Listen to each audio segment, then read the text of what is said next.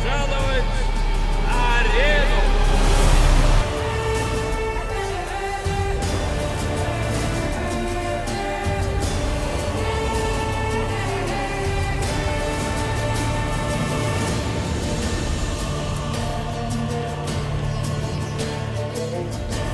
Айо, чуваки, вы на канале Айдо, и наконец-то мы возвращаемся к истокам. Я никогда так не говорил, но сейчас скажу. Обязательно досмотрите это видео до конца, потому что там вас будет ждать одна очень, ну прям очень интересная вещь. В этом видео викинг Найк, взятый в плен после грандиозной битвы, будет сражаться не только за свою жизнь, но и за свою свободу. Его и вас, дорогие зрители, ждут несколько раундов с самыми свирепыми жителями Черного леса. Если ему удастся победить, то врата его клетки распахнутся, и ему будет дарована свобода. А еще я удалю свой майнер с его компа, но это не точно. Трибуны ликуют. Погода до страшного хороша, солнце светит высоко, а это значит, сегодня сами боги пришли к нам, чтобы посмотреть на это зрелище. Ну что ж, организатор боев готов начать поединок, и пусть прольется немного крови. Найк практически без одежды берет оставленный ему бронзовый клинок, и бой начинается. 4 грейдварфа, которых только что оторвали от титьки, уже движутся в его сторону, но они оказываются слишком слабыми и ломаются под ударами бронзовой стали. Это было слишком просто. Публика требует зрелищ, а сам боец уже ждет следующий раунд. Да, и чем вы ее кормили? Вообще похую. Раз наш гладиатор отдохнул, то мы начинаем второй раунд. Для него нашему помощнику пришлось 2 дня уживаться с грейдварфами и скелетами в одной таверне, и что ни что, но пить эти парни умеют. И сразу же скелеты делают 2 метких выстрела в сторону нашего бойца, опустошая его заветную полоску здоровья. Но что это? Видать, вчера в таверне скелеты и грейдварфы что-то не поделили, потому что скелеты начали стрелять в жителей леса, чем и дали возможность нашему бойцу с ними разобраться.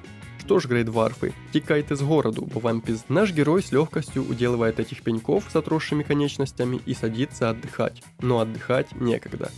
5 скелетов уже звенят костьми и мечами в кадре. Вот теперь-то ему придется несладко. Как вы думаете, что общего у этой драки с попыткой отнять бутылку водки у местного алкаша? И там нужно быть предельно осторожным. Между бездумным боем и тактикой Найк выбирает второе. Скелет-лучник знатно ему мешает, и он тактически отступает, затащив одного из скелетов прямо в капкан. Какой хороший ход с его стороны, но убегать вечно не получится, и он делает стремительный рывок в сторону лучника, нанося ему порядочный, но недостаточный урон. А после скелеты, очевидно, убегают за новой бутылкой, поскольку по трезвой сражаться здесь просто нереально. Несколько скелетов заканчивают свою жизнь, если их вообще можно назвать живыми, прыгнув на колья. В это время Найк расправляется с лучником, а затем и с последним выжившим скелетом. И это победа. Он стал еще на шаг ближе к своему освобождению. Отличный бой, пора повысить ставки. Организатор поднимается со своего кресла и дает бойцу доспехи из шкуры тролля. И все, чтобы подготовить его к новому раунду. 4-й раунд Биба и Боба. На арене появляется ядовитый шаман и грейдварф с дубиной. Не знаю, как насчет прохождения теста Тьюринга, но для того, чтобы драться, интеллекта у этих двоих достаточно. И сразу же шаман отравляет нашего бойца. Тем не менее, даже под действием яда боец продолжает сражаться. Видать, эффект яда его только раззадорил. Он ловко уворачивается от всех, почти от всех атак, и убивает шамана. Теперь дело остается за малым – победить Александра Невского от мира пеньков. Проворность и отличная реакция спасает его от мощных ударов. И, о да, он парирует атаку и побеждает врага быстрой серией ударов. Ох, на трибунах, как всегда, жарко. Парни начали жарить шашлыки прямо здесь. Ну и засранцы. А нас ждет следующий раунд, и это будет просто мясо. 3 высокоуровневых ядовитых скелета, да еще несколько грейдварфов в придачу. И видимо, в разгаре этой вечеринки на донышке наливать никто не будет. И по-моему, дварфы вносят в рецепт этого замеса некую изюминку. И главное, этим безумием уметь воспользоваться, что и делает наш герой, пронося успешные удары среди всей этой толпы. Хотя, признаться, здесь немножко все-таки досталось ему. Но сейчас у него есть время на отдых, а у нас на рекламную интеграцию. Да ладно, я просто шучу. Единственная возможная интеграция в мире викингов – это интеграция острой стали под чье-то ребро. Вы только посмотрите, Найк молит богов о пощаде. Он просит о том, чтобы те смилостивились над 2 деревянными бойцовскими псами, и хоть костей для этих псов на арене вдоволь, накормят сегодня их только холодной сталью. Кон уходит от синхронного взмаха дубинами от этих 2, а после попытки атаковать принимает удар на себя, поражаясь тому, что они придают герою ускорение, сравнимое с заниженной дедовской 7. Тем не менее, ясно здесь только одно – легко точно не будет. И пока он водит их за нос, очевидно хочет заманить их в ловушку. Но ребята хоть и выглядят как окаменелые останки из мезозойской эры, но двигаются довольно резво. Невооруженным взглядом видно, что замахиваются эти парни быстрее обычных грейдварфов. Бойцу приходится отступать, чтобы поддерживать свои силы и здоровье. По-моему, он пытается их разобщить, так как найти брешь в атаках сразу 2 существ довольно трудно, но вот с одним так шансов куда больше. За свои старания, извините, опечатка страдания, герой награждается щитом для того, чтобы уравнять шансы, так как пробиться сквозь защиту этих древоподобных попросту невозможно. И что он делает? Это тактический перекус. Запрещенный в некоторых мирах, но наш герой родом из провинции Скайрима, так что абсолютно ничего не может помешать ему поесть прямо посреди боя. Очевидно, такой буст придает ему новых сил, и после того, как один из дуболомов попадает в капкан, наш герой с ним расправляется. И, оставшись в одиночку, его приятелю не остается ничего, кроме как умереть.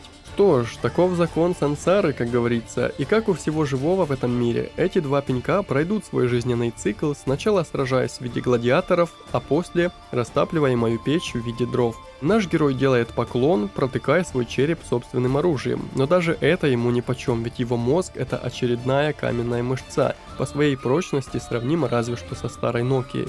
И сейчас наш боец облачается в новые доспехи, впереди его ждет последний раунд. И теперь только одно из 2, либо смерть, либо свобода.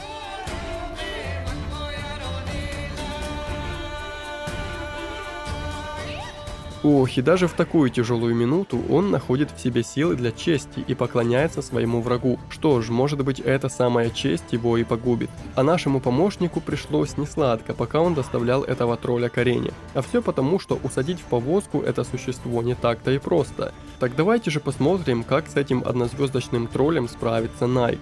Как видите, совершенно внезапно начался дождь. Это придает некий драматизм ситуации, ведь ставки так высоки. Теперь пот и кровь буквально пропитали эту арену. Хоть тролли и довольно медлительны, но бьют они знатно, так что здесь главное не попасть под удар. И наш герой ловко уклоняется от каждого удара, и пока тролль оправляется, наносит удары свои. По-моему, у этого синяка шансов немного, и пусть то, к кому я обращался, останется тайной. Но шутки в сторону, Найк использует тактическое отступление, чтобы продиктовать свои условия игры. И у этих условий всего 2 слога – капкан, в который тролль упирается обеими руками. Как же это все-таки больно лишиться своих рук, которые тебя и кормят, и поят, и даже... Тролль не оставляет своих надежд на выживание, но наш гладиатор продолжает ловко уклоняться, уходя, как мне кажется, буквально от всех его ударов. В воздухе завис максимальный накал и напряжение. Запах крови, пота и вчерашнего холодца буквально не позволяет расслабиться, ведь холодец любят все. Воздух сотрясают взмахи меча и огромных синих рук, но победитель здесь может быть только один. И он это сделал. Найк победил. Я вижу все ваши взгляды, не смотрите так на толпу, в душе она ликует.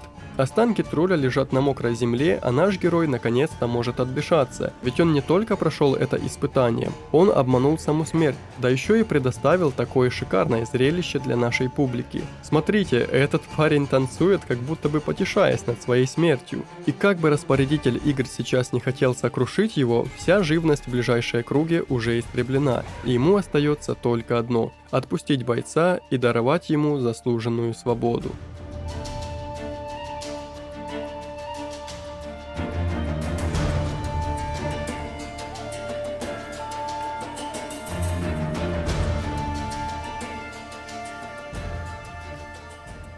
Фух, я надеюсь, что вам понравилось это видео и вы, как и я, получили от просмотра удовольствие. И сейчас я скажу о той самой чертовски важной вещи, которую анонсировал в начале видео, сразу после того, как напомню вам о возможности меня поддержать, оформив спонсорство или простой донат. Так вот, я не хочу, чтобы эта арена простаивала, и кроме сражений с мобами, есть все же кое-что поинтереснее. Это PvP сражения. И я приглашаю вас в них поучаствовать. Давайте устроим турнир и определим сильнейшего викинга всех 10 миров. Вступайте в телеграм-канал, именно там я расскажу, что и как мы будем организовывать. От вас потребуется только лицензионная копия игры и Discord. Не знаю, как все это организовывать и как это будет по факту, но я, уверен, что это будет весело. Спасибо за просмотр и за активность, и встретимся с вами в новых видео. Да пребудет с нами Один. Эй, чувак, или может не чувак, поддержи, лепи коммент и лайк, поставь, подпишись. Будем пилить виндосы, ломать алгоритмы сети. Легко, но мне нужен ты. Главное, видос не перематывай, лучше смотри по несколько раз.